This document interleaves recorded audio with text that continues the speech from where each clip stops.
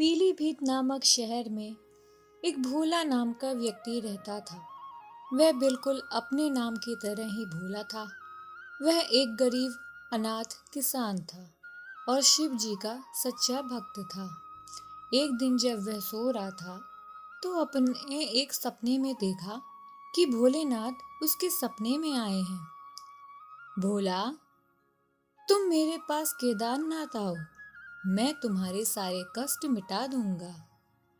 भोला जागा और फिर उसने सोचा, ये क्या? ये तो मैं सपना देख रहा था।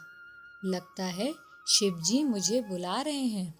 मुझे जाना होगा, लेकिन मैं कैसे जाऊं? मेरी तो सारी फसलें ही खराब हो गई थीं और इसके चलते ही मेरे पास तो इतने पैसे ही नहीं हैं। फिर उसने देखा तो उसके पास बस उतने ही पैसे थे। या तो वह ट्रेन का टिकट खरीद सकता था या फिर उसे खाने की व्यवस्था। फिर उसने तय किया कि वह पैदल ही जाएगा और उन पैसों से वह कुछ खा लिया करेगा। अगले दिन वह केदारनाथ की यात्रा के लिए निकल गया। वह घर से निकल गया और पैदल ही यात्रा शुरू की। तपती धूप में, जंगल में कई दिन तक पैदल चलता रहा। वह दुकान से फल खरीद लेता था या कभी खाना खा लिया करता था और रात में कहीं भी रोड के किनारे सो जाता था। ऐसे ही चलते चलते कुछ दिनों के बाद उसे उसके परिश्रम का फल मिला और वह केदारनाथ पहुंच गया। केदारनाथ में बहुत बर्फबारी हो रही थी। वह शाम को जब केदारनाथ मंदिर में पहुंचा तो वहां पंडित जी मंदिर का कपाट बंद करके जा रहे थे। उसने पूछा, पंडित जी, क्या मैं दर्शन कर सकता हूँ? मैं बहुत दूर से आया हूँ। तभी पंडित जी ने कहा, अब कपाट बंद कर दिए गए हैं। यहाँ बहुत बर्फबारी हो रही है और यहाँ तो तूफान की भी संभावना है। सारे भक्त भी चले गए हैं। अब ये कपाट 6 महीने के बाद ही खुलेगा। तुम भी चले जाओ, यहाँ तूफान आने वाला है। इतना कह करके वह चले गए।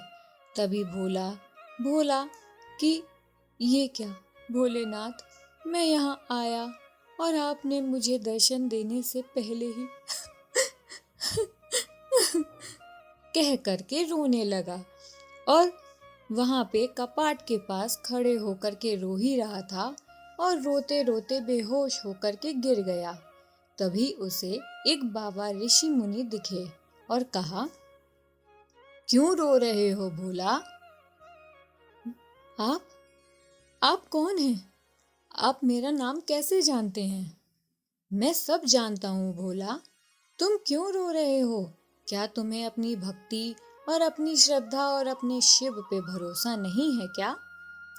ऐसा नहीं है। मैं यहाँ दर्शन के लिए आया और अब कपाट 6 महीने के बाद ही खुलेगा। तब तक मैं क्या करूँगा? मेरे पास तो इतने पैसे भी नहीं हैं कि मैं वापस जाके फिर दोबारा आ सकूं। सदा खुश रहो बेटा।